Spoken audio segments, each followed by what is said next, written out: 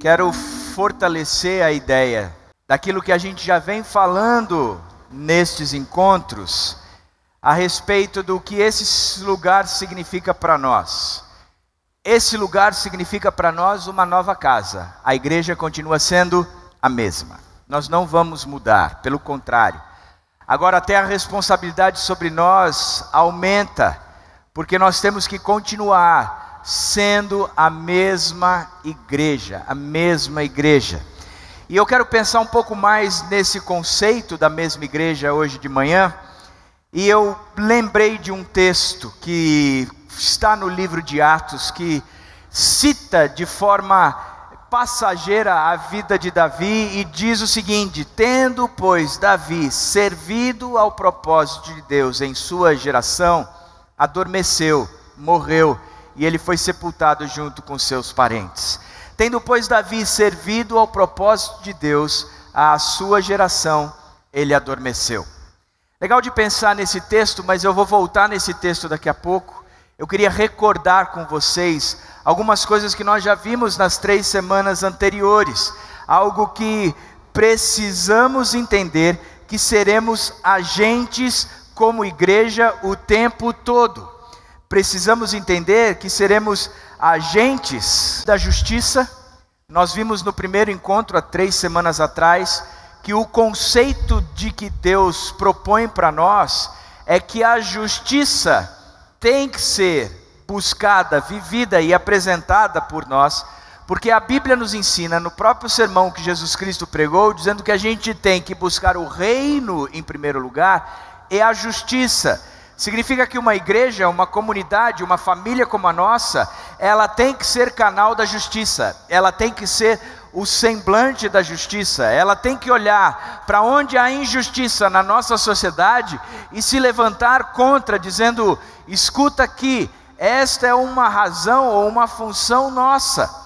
Nós temos que olhar para aqueles que carecem de fato, quem são os necessitados de fato, quem são aqueles que estão à margem da sociedade, aqueles que não têm o mesmo direito que nós, e nós como igreja temos que correr atrás para satisfazer a justiça, trazer a equidade, mostrar de fato que o reino de Deus, ele promove a igualdade entre todos nós. Por isso, se você não lembra, eu queria te desafiá-lo a assistir a mensagem de 3 semanas atrás, onde nós fortalecemos o conceito da justiça. Depois nós também somos agentes da salvação. Nós temos que falar a respeito da salvação. Nós somos aqueles que explicam de fato a salvação, aqueles que contam a história do que Deus fez por nós e do movimento de Deus por cada um de nós. Nós temos que entender que a responsabilidade pesa sobre mim e sobre você, de poder explicar de forma superior ou soberana aquilo que Deus fez por nós. Somos pecadores, carecemos sem dúvida nenhuma de Jesus Cristo, mostramos que Jesus Cristo é aquele que nos salva, aquele que nos resgata da morte, aquele que nos traz de fato a salvação, e por isso nós somos o canal disso. E eu lembro que na mensagem eu trouxe bastante algo que me fez pensar esses últimos dias, que nós somos uma geração que talvez esteja dando uma resposta à geração anterior, de que eu acho que o que vocês fizeram foi superficial demais. A geração mais velha que a minha era uma geração preocupada com a evangelização. Nas igrejas existia o perfil, a imagem, o personagem evangelista, aquele que falava de Cristo. As igrejas distribuíam folhetos e a gente saía aos domingos cheios de folhetos no bolso, e nós entregávamos folhetos para todo mundo. Acho que a minha geração olhou para este povo e disse: não, isso é simples demais. Uma salvação não se acontece quando se faz um apelo de culto e pede para ele levantar a mão. Uma salvação não se faz apresentando as 4 leis espirituais. Uma salvação não se acontece quando eu chego para alguém e sento aqui e digo: escuta, você é um pecador nojento, salafrário, miserável, cafajeste, que carece da glória de Deus, e Jesus Cristo morreu por você. O que aconteceu é que este perfil e a responsabilidade de ser evangelista sumiu das igrejas. As igrejas não têm feito mais isso, e eu e você não temos trazido para nós a responsabilidade de que somos nós que comunicamos o evangelho na cidade, na comunidade, entre as pessoas que nunca escutaram desse evangelho. Portanto, nós somos agentes da salvação, somos nós que comunicamos isso. A terceira característica onde nós somos agentes também da transformação. Uma igreja como essa, ela não pode somente olhar para a justiça, ela não é uma ONG, aonde vai ser a sua existência responsável simplesmente para ajudar o carente, o indefeso e uma coisa. Isso faz parte da igreja, mas só isso não define a igreja. A igreja também não é só um lugar de evangelização, onde só fala da salvação. Não, a justiça sem a salvação, ela é bamba. E a justiça, a salvação sem a justiça também é bamba. Portanto, nós temos que apresentar as duas coisas. E o resultado de tudo isso é que vidas precisam ser transformadas. Um movimento como Celebrando a Recuperação, que tira pessoas dos seus mais profundas compulsões e traz as pessoas a uma realidade, fazendo ou tornando-as libertas dos seus vícios, das suas falhas de caráter, das suas compulsões. Isso é função, é tarefa, sem dúvida nenhuma, de uma igreja. Portanto, a gente não pode olhar para esse prédio e dizer: caramba, que prédio bacana, que prédio gostoso, que prédio joia, e nos acomodarmos nesse prédio.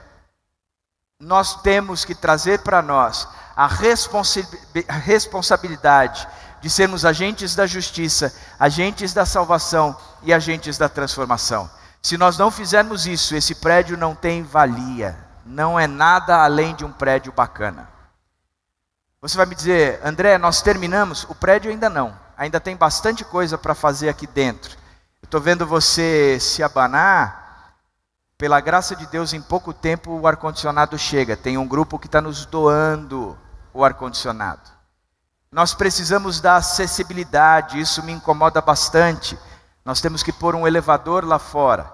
Nós temos que trabalhar um pouco mais a acústica, colocar abafadores aqui dentro.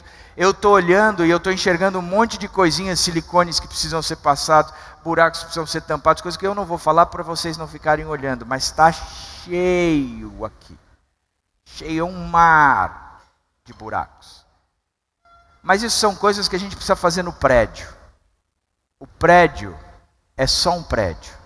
A igreja somos nós. E a igreja é que é agente de justiça, a igreja que é agente de salvação e a igreja que é agente da transformação. Agora, quero voltar para o texto de Atos 13, 36. Quando ele cita Davi, e ele apresenta Davi como tendo servido ao propósito de Deus em sua geração e adormeceu. Olha que descrição bacana. Davi serviu ao propósito de Deus em sua geração. Serviu ao propósito de Deus em sua geração.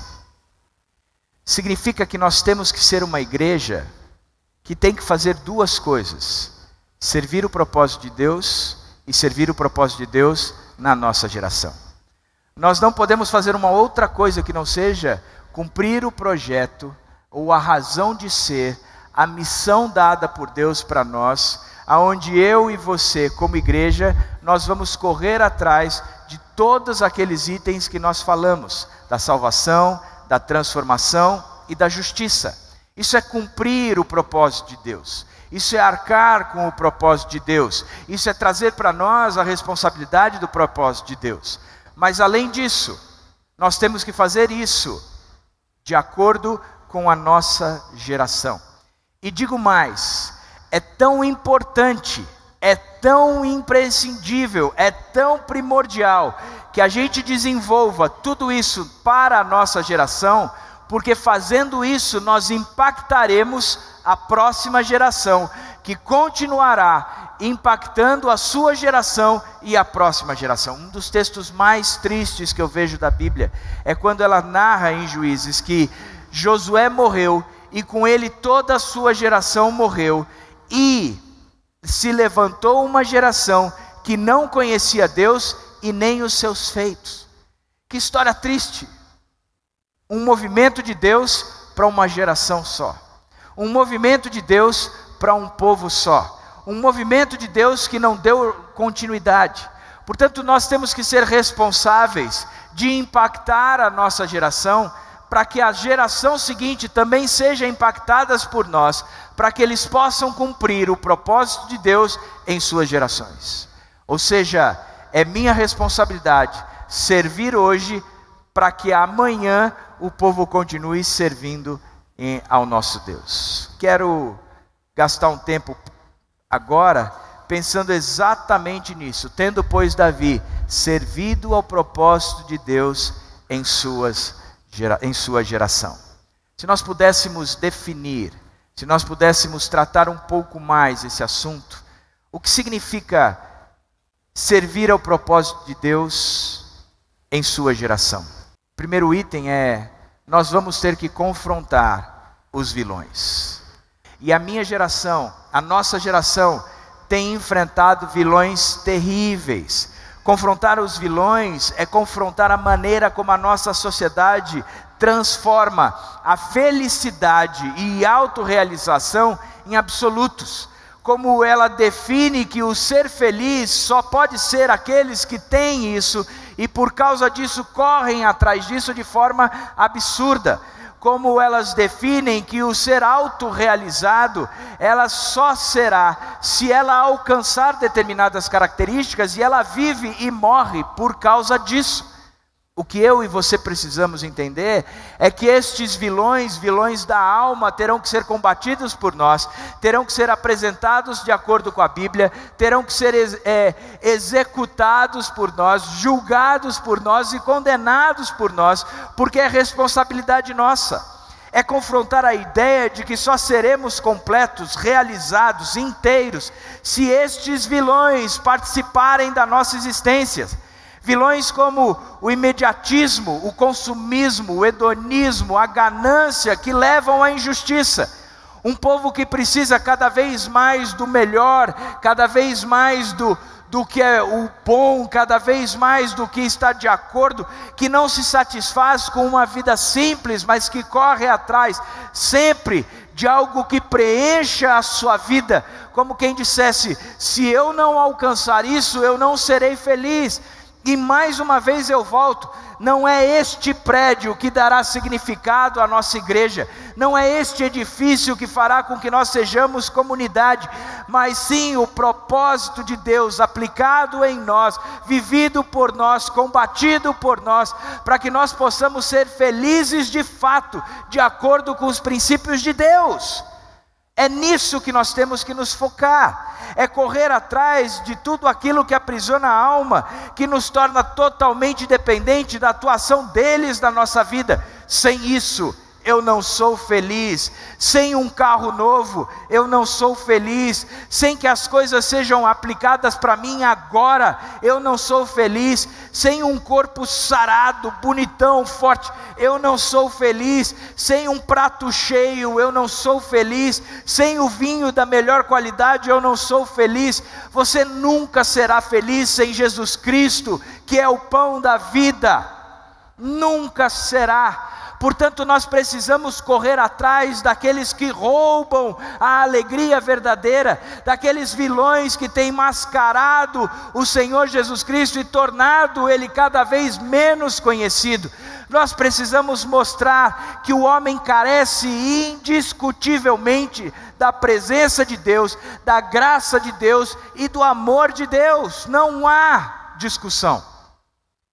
Essa é a nossa função. Nós temos que confrontar, sim, esses vilões. E é interessante de pensar que nós nos achamos autônomos, que nós somos independentes, que nós somos capazes de expressar a nossa ideia, mas nós não entendemos ainda que nós estamos acorrentados, amarrados nesses vilões que têm caracterizado a sociedade, uma sociedade imediatista, consumista, egoísta, cada vez mais e mais.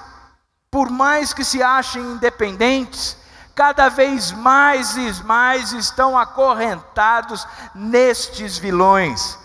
Portanto, a mensagem que nós temos que apresentar é que somos pecadores e estamos debaixo da ira de Deus e precisamos nos arrepender e nos submeter a Ele para que verdadeiramente possamos conhecer a liberdade e conheceremos a verdade e a verdade nos libertará.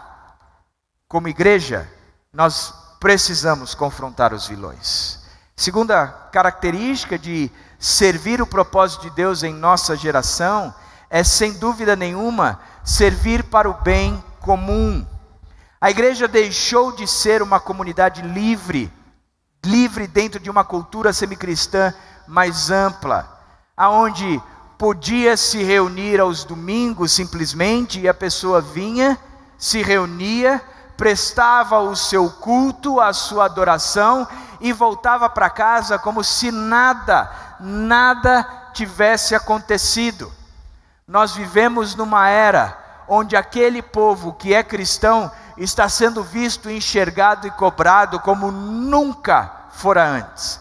Nós vivemos numa época onde o cristianismo está sendo posto em xeque e os seus valores sendo contestados em rede pública, nas redes sociais, dentro das escolas, no material fornecido aos nossos alunos. Eles estão sendo questionados cada vez mais e mais, dizendo: ser cristão é muito mais do que simplesmente frequentar uma igreja aos domingos, às quartas-feiras, ou seja lá o dia que for. Ser cristão é se posicionar de forma diferente, é um lugar onde as pessoas venham celebrar, é um lugar onde as pessoas venham adorar, um lugar onde eu posso frequentar e eu posso defender a minha fé lá fora. As igrejas, elas perderam a característica de ser simplesmente um lugar onde eu frequento, um lugar onde a minha fé se limita ao tempo e ao espaço, ao domingo e a um prédio como esse. A igreja não pode ser mais uma associação, ou um simples clube, ou uma ONG, um lugar onde eu venho marcar presença aos domingos. A igreja precisa viver fora dessas quatro paredes, a igreja precisa se apresentar além desse prédio bonito, a igreja precisa ser igreja aonde você vive. A igreja é uma sociedade humana alternativa em que os seus relacionamentos são fortes e profundos. Nós vivemos para servir e servir o outro ao bem comum. Nós estamos preocupados com que essa comunidade, com que essa sociedade cresça, aonde os relacionamentos eles são fortes, aonde ninguém briga por coisa alguma, mas se mantém firme, se mantém forte e se mantém alicerçado, onde tudo o que os envolve são praticados de maneira pura e diferenciada, onde aquilo que eu aprendo aqui, eu vivo lá fora, e lá fora eu faço toda a diferença. Quando eu digo tudo, é tudo mesmo. Quando eu quero dizer para vocês que tudo que nos envolve são praticados de maneira pura e diferenciada, é tudo mesmo. Quando o sexo dentro da igreja é diferenciado do que o mundo de lá fora diz, quando a família dentro da igreja é diferenciada do que lá fora se propõe, quando as riquezas e as posses dentro da igreja são tratadas de forma diferente como lá fora se trata, quando a identidade racional, quando o gênero, quando aqueles que têm poder e os que não têm poder são tratados de forma diferente dos que são tratados lá fora, ou de como são tratados lá fora, porque nós existimos para servir e servir para o bem comum, tudo sendo usado de maneira pura e diferenciada, um povo que serve os outros de maneira pura e diferenciada, um povo que vive para os outros de maneira pura e de maneira diferenciada, um povo que vive os princípios e os valores de Deus de maneira pura e de maneira diferenciada. Entretanto, sendo uma sociedade alternativa, inserida numa sociedade em vigência, nós seremos diferentes, mas nós continuaremos no mundo. A minha preocupação é a gente olhar e dizer, puxa vida, criamos o Pix. Lembra o que é o Pix, quando a gente brincava de esconde-esconde, ou de pega-pega, né? Você tinha o Pix, era a mesa, aqui ninguém me pega, aí você fazia, ó, aí o cara vira, você pode, aqui você não me pega, ó,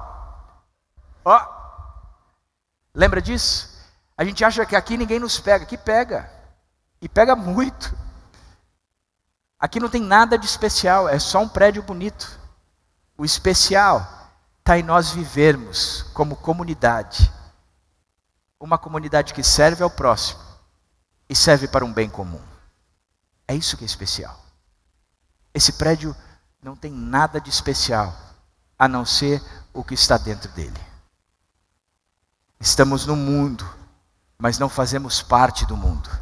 Estamos no mundo, mas não vivemos de acordo com o mundo.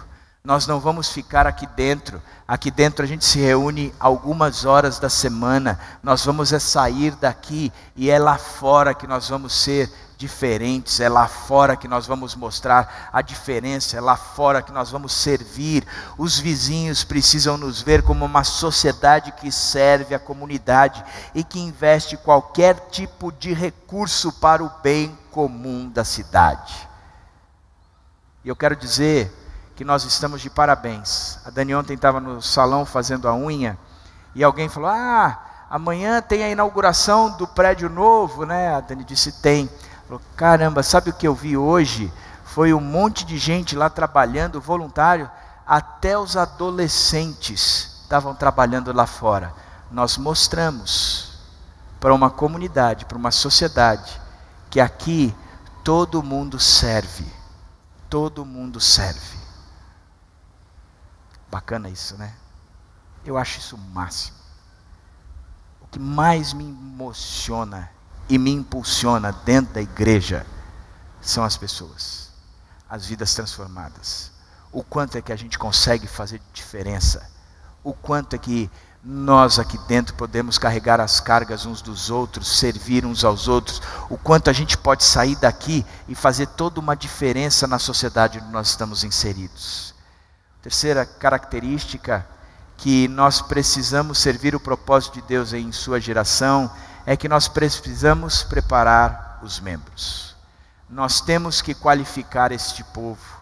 Nós temos que trazer este povo no mais alto nível. Não dá para olhar para uma comunidade como essa e dizer, gente, nós vamos ser crentes meia boca, nós vamos ser aqueles crentes que se frequentam. Não, a gente vai qualificar, a gente vai crescer. Antes a gente era menino, a gente falava como menino, pensava como menino, raciocinava como menino, mas agora nós deixamos para trás as coisas de meninos, nós nos tornamos gente grande, nós somos maduros, nós sabemos defender a nossa fé, nós sabemos nos posicionar publicamente, nós sabemos correr atrás dos outros, nós sabemos perdoar, nós sabemos manter a unidade, nós sabemos, porque nós nos tornamos qualificados, nós nos tornamos preparados. Procura te apresentar como obreiro em que nada tem do que se envergonhar e que maneja bem a palavra de Deus. Esse tem que ser o foco da gente. O que Paulo ensinou a Timóteo, a gente tem que trazer para todos nós. Vocês e eu, nós precisamos nos qualificar cada vez mais e mais. Nos tornar preparados para confrontar os vilões e para servir para o bem comum da comunidade. Se nós não estivermos preparados, qualificados, nós vamos fazer feio. Nós vamos fazer feio. Quando alguém vier questionar nossa fé, nem isso nós saberemos fazer. Vai conversar com o André. Vai conversar com, sei lá eu quem, o Renan, o Juan, Israel. Vai com eles. Não, você e eu temos que estar preparados. Nós temos que estar preparados. A quarta característica do que é servir o propósito de Deus em sua geração é que nós precisamos nos contextualizar. Sabe o que isso significa? Significa que a gente vai precisar aprender a falar na linguagem daqueles que querem ouvir ou que precisam ouvir. Significa que muitas coisas que acontecem aqui dentro, acontecem entre nós, e o povo lá fora não tem ideia do que isso significa. Você vai conversar com alguém lá fora, e alguém lá fora diz: mas por que você frequenta uma igreja? Você não sabe? Ele fala assim: não, por quê? Porque eu sou um pecador, que estou destituído da graça de Deus, e eu preciso ser justificado por Deus, que desceu da cruz, e num movimento de redenção, Ele substituiu a mim naquela cruz, e me tornou salvo em Jesus Cristo. O sujeito vai olhar e vai falar assim: acho que é um hospício, porque não entendo nada. Aqui na obra tinha uma família de mineirinho que faziam todas as divisórias de gesso e tudo mais.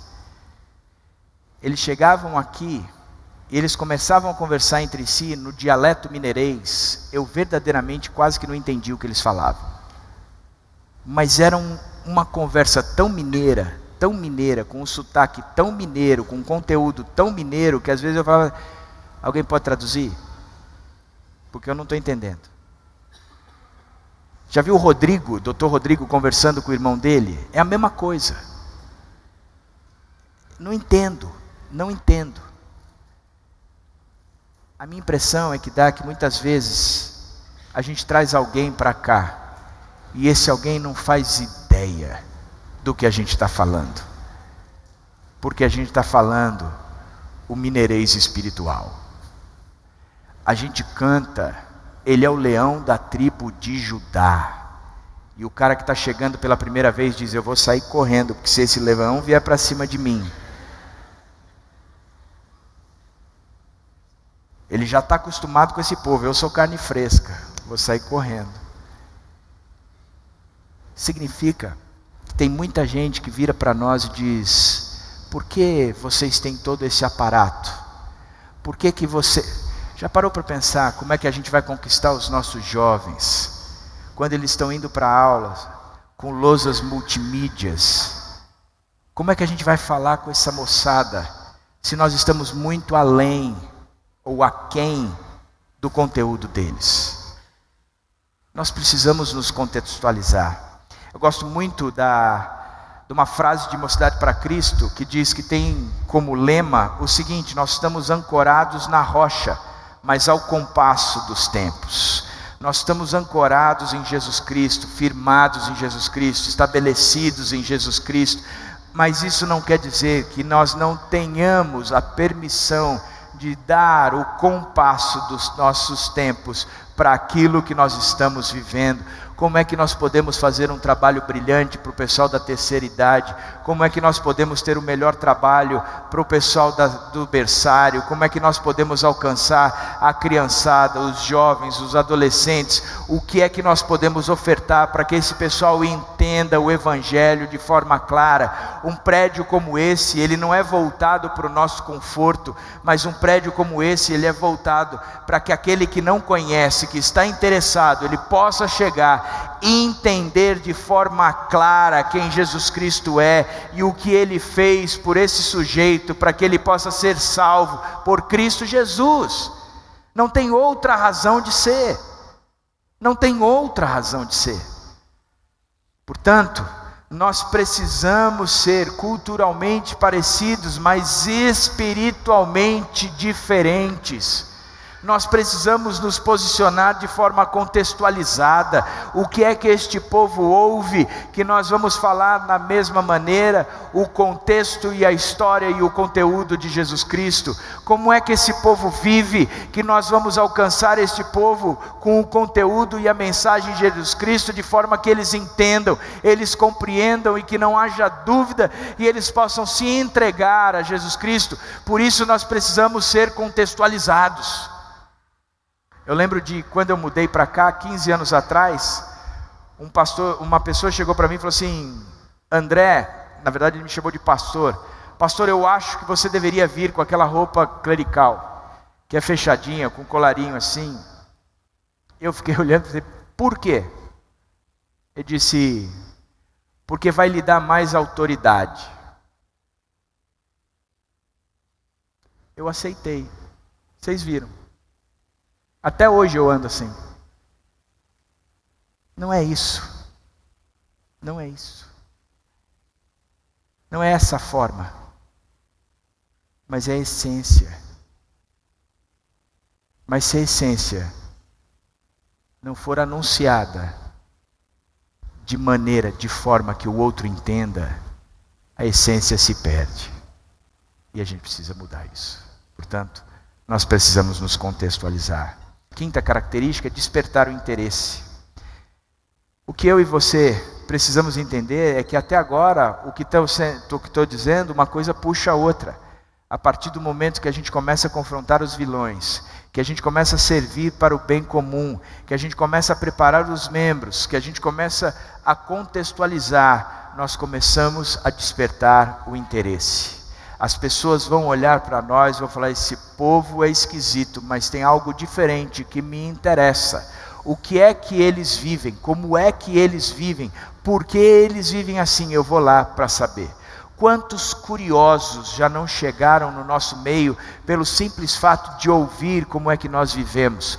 Quantos curiosos já chegaram no nosso meio dizendo, nós sabemos que vocês têm um bom trabalho com jovens e crianças, nós sabemos que vocês têm dado jeito em crianças que são, sei lá eu o que, nós sabemos que vocês têm corrigido a vida de um monte, e porque nós sabemos que vocês têm feito isso, nós viemos aqui só para ver como é que vocês fazem. O problema não é somente despertar o interesse, o problema é que nós temos que estar preparados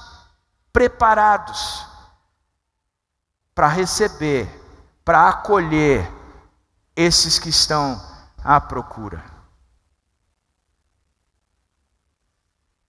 Eu gosto do prédio, eu achei o prédio lindo, eu não sei você, eu lembro que eu não enxergo o futuro assim de uma obra. Eu estou vendo a obra aos pedaços, eu só consigo enxergar as obras aos pedaços. E aí eu perguntava para a Nívia, isso aqui vai ficar bonito, não vai? Ela falou, pode ficar tranquilo. O Osiel virava para mim e dizia, eu só estou fazendo a coisa bruta, depois a Nívia vem e coloca maquiagem. Eu dizia, eu vou acreditar nesses dois. E vou batalhar por esses dois, porque eu não tenho noção de onde a gente vai chegar. Eu lembro que a Nívia chegou para mim e falou assim, mas ficou acolhedor isso aqui, não ficou? Eu disse, tá aí. Se tem algo que define esse espaço é acolhedor. E o que a gente queria era um lugar que você se sentisse em casa. Que você chegasse aqui e dissesse, cara, aqui eu estou me sentindo em casa. Eu já levei bronca hoje. Uma menina chegou para mim e disse, por que você terminou a igreja só depois que eu casei? Sacanagem isso. Faça as bodas, filha. Mantenha-se casada por mais 25 anos que a sua boda vai ser aqui. Se o Osiel e a Nívia não resolverem mudar a gente de lugar. Mas é isso aqui. Uma comunidade como a nossa desperta interesse. Desperta curiosidade. A gente vive em prol do outro, a gente cuida do outro, a gente vai para o emprego e no emprego nós somos qualificados não só como bons profissionais, mas como bons colegas de trabalho que param o que estão fazendo para dar atenção à necessidade daquele que está sentado do nosso lado e muitas vezes está concorrendo conosco à promoção, mas é mais importante a salvação do que a promoção e isso desperta interesse. Como é que nós vamos receber aqueles que estão chegando? O que é que nós vamos fazer com aqueles que estão chegando? Porque o interesse será despertado. Como nos pequenos grupos, nos ministérios, no culto, como é que nós vamos acolher todos esses que estão chegando? E a sexta e última coisa é que nós precisamos exercitar a união. Davi servindo ao propósito de Deus em sua geração. uma das grandes preocupações de Davi era manter o povo unido. Eu lembro de quando o filho dele se levantou contra ele, um dos movimentos que ele fez foi sair do trono para não promover divisão no reino. Porque a unidade, o vínculo, o você é mais importante do que qualquer outra coisa. O estarmos juntos, o te respeitar, o aprender a ouvir, a ceder, manter a unidade, fazer de tudo, nos esforçarmos para que haja paz no nosso meio, para que o Deus da paz seja apresentado num mundo que carece paz. A nossa marca vai ser exercitar a união. Nós vamos fazer isso. Temos que correr por isso. Temos que nos estabelecer dessa forma. Portanto, tendo pois Davi servido ao propósito de Deus, ele serviu a sua geração. E um dos nossos desafios é confrontar os vilões, é servir para o bem comum, é preparar os membros, é contextualizar-se, é despertar o interesse e exercitar a união. Que Deus nos dê a sabedoria necessária para sermos uma nova casa, mas a mesma igreja. Que nada mudou entre nós, a não ser o endereço, mas nós continuamos sendo o mesmo.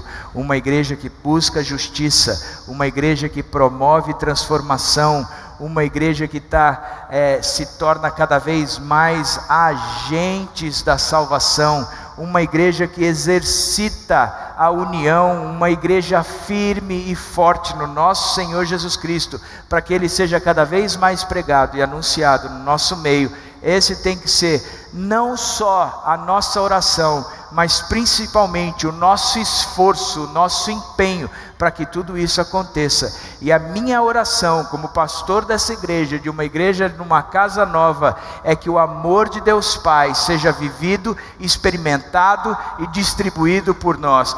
Que a graça do Senhor Jesus Cristo seja experimentada, seja tudo o que nós precisamos e tudo o que nós espalhamos, e que a comunhão com o Espírito Santo, a amizade, o relacionamento, o Deus que nos une, que habita em nós, seja aquilo pelo qual nós somos vistos, em nome do nosso Senhor Jesus Cristo, em nome do nosso Senhor Jesus Cristo. Vamos em frente, fica firme, a casa é nova, mas a igreja é a mesma. Que Deus abençoe cada um de nós.